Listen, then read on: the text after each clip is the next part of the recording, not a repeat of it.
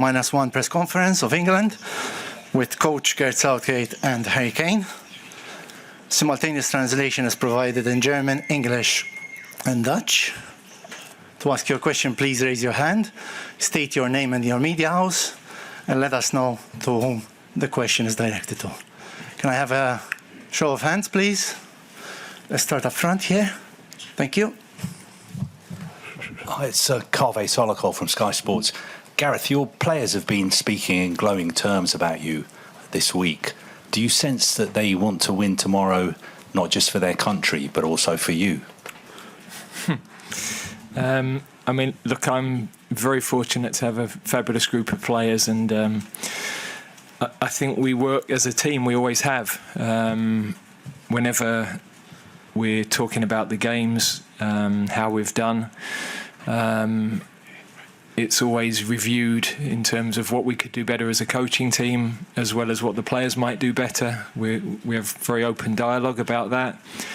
And the special thing about this group of players has been that the way that the 26 have really bonded over the last few weeks, you know, a lot of new players in, a lot of players with no tournament experience, half the squad. And the contributions coming into the game have been so important. You know, we've managed to get 21 of the players on the pitch, and none of those have been, you know, a dead rubber or 10 minutes that weren't important. And I think that has made people even more connected and has helped the experience of all of the squad. Hi, Harry. Hi, Gareth. Good luck tomorrow. Henry Winter from World Soccer. Harry, just with the change in formation that we saw the other day, and with Phil and Jude sort of slightly more central, does that keep you higher up the pitch? Does it change your game in any way? Thank you. Not specifically. I think there's times where, you know, just the rhythm of the game, maybe, you know, Jude or Phil might end up being in the middle. I might drift out to maybe the left 10, or there's different examples where, of course, as the striker, you want to try and give as much space as possible to your midfielders, to the number 10s, and but then there's times, you know, where you want to drag defenders out into spaces they might not want to come either. So, like I've said with, you know, my game always, I try and see how the game evolves, what the team needs from me, and I try and exploit those situations. But yeah, there'll be times tomorrow, of course, where I'll need to be more of a focal point and be in the box more and make sharper movements in the box. And there'll be times where I'll drop deep and try and make it uncomfortable for the defenders coming into maybe areas they don't want to be in. Hi, Gareth. It's me. Bailey from TRT Sports. Since the beginning of the tournament, in the last 5 matches you preferred to start with Trippier in left back, not with Luke Shaw, whose original position is left back. What were the reasons that you started with Trippier, and is there a possibility in that match to start with Luke Shaw against Holland? Yeah, Luke has been injured for 4 months, so it wasn't a possibility for him to play until the last match. He made a good contribution to the game. So that's the decision we have to make, whether he's ready to start, whether that's the best way to use him. But yeah, we're very happy to have him back. He obviously gives us different balance with the team. But also Kieran has done a fantastic job. He's played in so many important nights for us. You know, we've had a lot of big nights over the last 7 or 8 years, and he's been so important in those occasions, but also around the squad, how he is with the rest of the players and the staff. So we're very fortunate to have players like him in our squad. Hi, Noah Vala, Dutch television. Question to Harry. As a striker yourself, how do you look at the Dutch strikers, Memphis and Wout Weghorst as well? Yeah, obviously they're two totally different strikers. Obviously, whoever plays, or if they both play tomorrow, they both bring something different to the Dutch team. So yeah, from our point of view, we'll always analyse, the other team and where they can hurt us and where we need to be careful. And they're two really good strikers. They're playing at a high level, and of course, being in the semi-final of European Championships means they're doing something well. So we hopefully will keep them quiet tomorrow, but it'll be a difficult task for sure. But yeah, we're focused on what we can do to hurt them as well, and that's what we've been preparing for. Nathaniel Ziegler, Sport 1 Israel. Ari, after Slovakia, Jude talked about the big pressure from the crowd and from the media. How do you deal with it? And if the players speak about it in the dressing room, about the big pressure? No, I don't think we really speak about it in the dressing room. I think, definitely the ones who have had more experience in tournaments know what it's like to play for England in major tournaments. And of course, as we've been doing better and getting better in the tournaments, the expectation gets higher, and that's been no different. So I think people will use it in different ways. Some will use it as motivation to up their game and up their level. Some will just block it out and focus on what they need to do. So everyone's different in that sense. From a team point of view, we know what we're trying to achieve. We set out from the start what we've been trying to achieve, and we're close to doing that. We have a really important game tomorrow night, a really tough game which we need to be ready for, and we've prepared for that. So from our point of view, nothing changes. Hi, it's a question for Gareth. Gareth, it's Mike Keegan from the Daily Mail.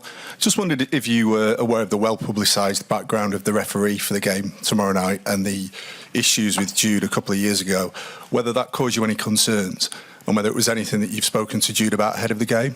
No. I think everybody knows how I deal with referees. With complete respect for every referee. I know the two guys at UEFA, Roberto and Bjorn, who've been running the referees program, and I think they appreciate the respect we've shown as a team to officials over 8 years. I think there's a right way to conduct yourself towards officials. I think that's very important for the image of the game. No, I'm not concerned about who the referee is. He will be at a very high standard because that's the way that UEFA make those decisions and the way they monitor the games that are played during the tournament. For me, it's not even a consideration. Hello, Harry. Dani Quintana for Diario La Squadra from Spain. What do you think about one team like Spain and young players like Lamine Yamal and Nico Williams for a possible final? Yeah, obviously Spain have had a fantastic tournament. They look like their players are playing with a lot of freedom, and a lot of young players who are just going out there and enjoying the occasion and getting on the ball. But Spain have been a top team for many years now, so it's no surprise that they're in a semi-final. They've obviously got a tough game tonight, which I'm sure will be a good one to watch. But fantastic players. As we're in the final four of this European Championship now. Every team is going to have a really good squad. Spain are no different to France, us, or Holland when we play tomorrow. Hi, it's Mareike Zek for German Radio. I would like to know both your opinions on the debate about having extra time or not. Like, should we get rid of it the next tournaments? Yeah, that's not really for me to. You have to run around. I don't. I know. Yeah. No, look, it's a good question. I'm not quite sure, to be honest. Of course, there's been some great moments in extra time where teams find a goal just like Spain did in the last minute, and there's times where you can see both teams are really tired, and they're probably both waiting for penalties and then taking their opportunity from that point of view. So I don't mind it. I don't mind extra time. It always feels amazing when you come through it, and whether that's the end of extra time or penalties, you really give everything that you've got in those moments. So there's something special about coming through those moments and building that togetherness from that. But ultimately, it's not in my hands. So I'm sure whoever makes those decisions will make the right one. Question from the very back. Hi Gareth, Carl Matchett from The Independent. You spoke after the Switzerland game about several players being very much exhausted, and Harry was basically out on his feet when he came off, and Jude before penalties as well. You only made one sub against Slovakia before the 84th minute and none against Switzerland before the 78th. So just wondering if that is either a concern for you or part of your plan for those both games and going forward as well. Obviously, you didn't make the 6th extra time sub either. Yeah, I mean, I think there are different reasons for making changes. We were happy with the way the team were playing in a couple of those games. There was a game we made a substitution at half-time, so we don't have a preconditioned way of operating. You're always looking at the physical freshness of the team, the balance of the team, how the team are performing individually, whether changes are actually going to improve what we're doing or not. So they're the assessments that you're always making. Clearly now, it's a strange thing in the biggest games, you get less time to prepare, less time to recover. So you would assume the biggest matches you have the best preparation, but we haven't really been able to get on the training pitch. You're just walking through things or covering things in meetings. So there is a different physical aspect now. But all of the players are going into this game in good condition, recovered well. Over the next 24 hours, we keep assessing people, and the game will take us in a certain direction tomorrow that will make those decisions for us. Hello, this is Eric from NRK Norway. Question to Gareth. Marcelo Bielsa said that football is becoming less attractive and that players who deserve to be watched will be less because football will benefit the business. What is your opinion on that? It's difficult for me to say because I don't know the context to his comments. So, yeah, I don't know what he was asked and why he made the observations that he did. Well, a question. Hi Gareth, Joe Rawson, Sky News. Could be a rare occasion where the Dutch fans outnumber England fans in the stadium tomorrow. What have you done to prepare for what's promising to be such an intense atmosphere? I think our players are used to it. One of the great things about this tournament has been the atmosphere in the stadium, the fact that so many supporters of every team it's been a different sort of feeling for our players compared to the last two World Cups, and of course the last Euros was affected by restricted attendances. So it's definitely added a different feel to the games, a different intensity to the games. But our fans, whether there are more or less, will make themselves heard, I'm sure, and it will be a brilliant, colourful occasion because, my memories of playing against Holland with the orange in the stadium are really vivid. So, in the end, the players want to play in those sorts of occasions. These are the matches we want to be involved in. It's why we're involved in football, and particularly international football. You live for the tournaments. That's where we step up, and we're looking forward to that occasion. Hi, both. James Ollie from ESPN. Good luck tomorrow. Gareth, you mentioned earlier that the squad you felt was bonded in recent weeks.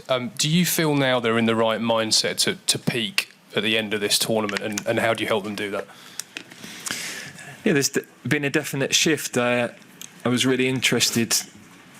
As a coach, sometimes you take a step back and you observe, and one of the strengths of us over the last 7-8 years has been less fear, less inhibition.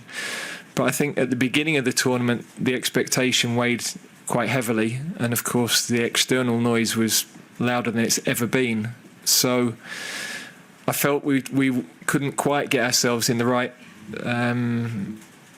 place, and in the end what was impressive was that the players ground it out. They ground results out and found ways to win.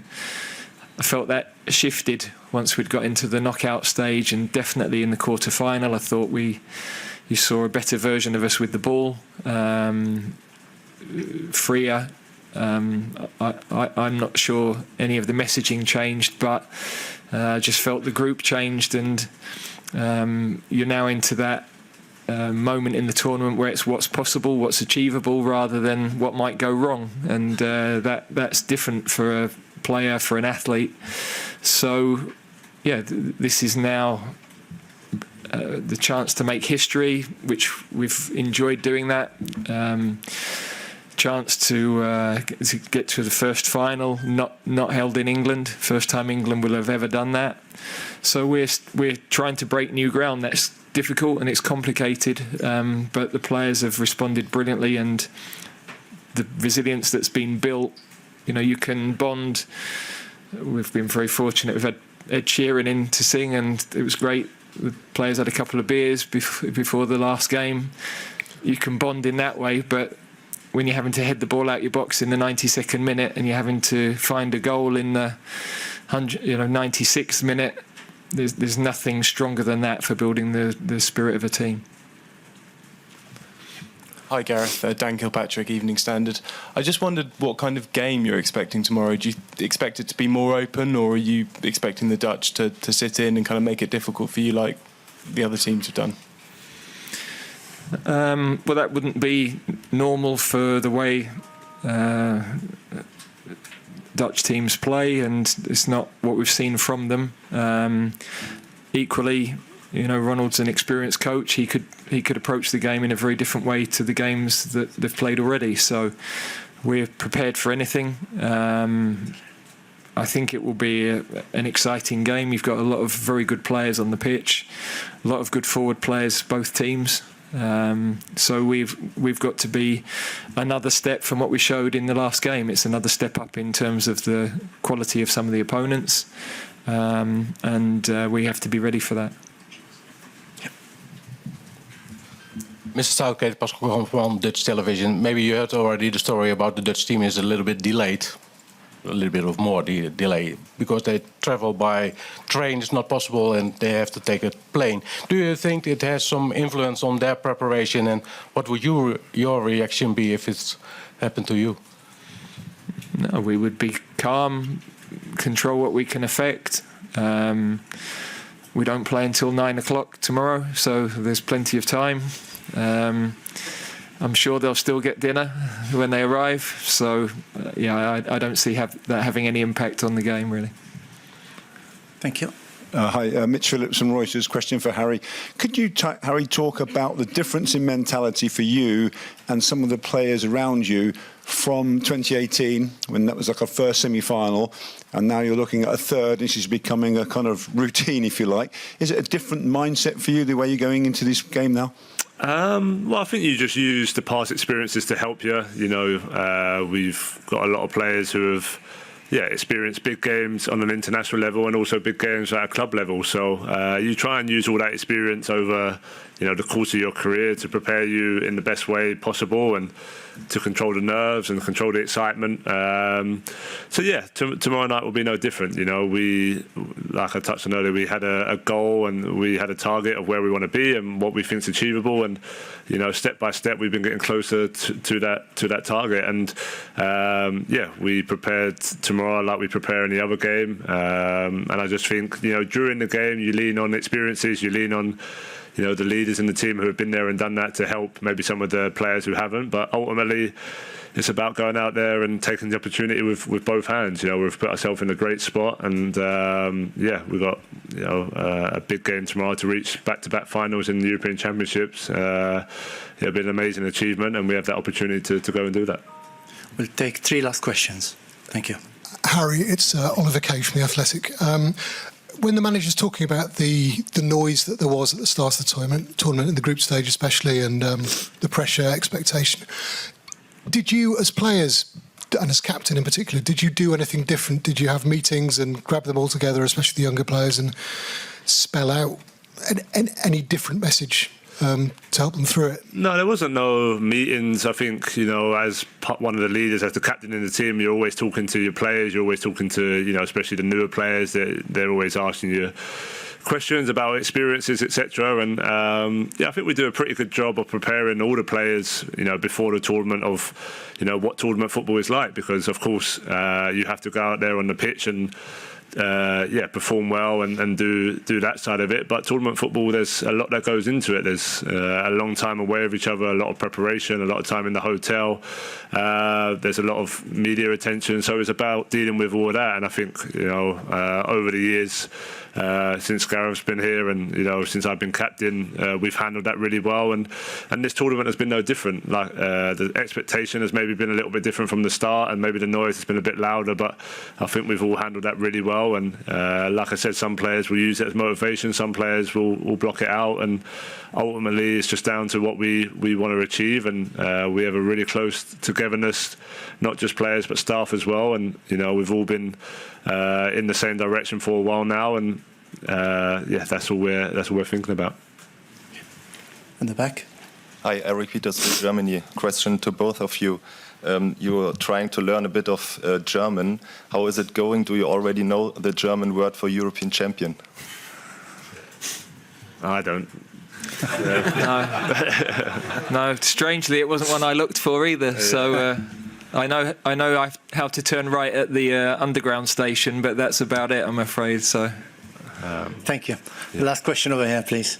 Thanks. Hi, Harry, Marcel van der Kraan, Dutch Telegraph. What kind of battles have you had over the years with Virgil van Dijk?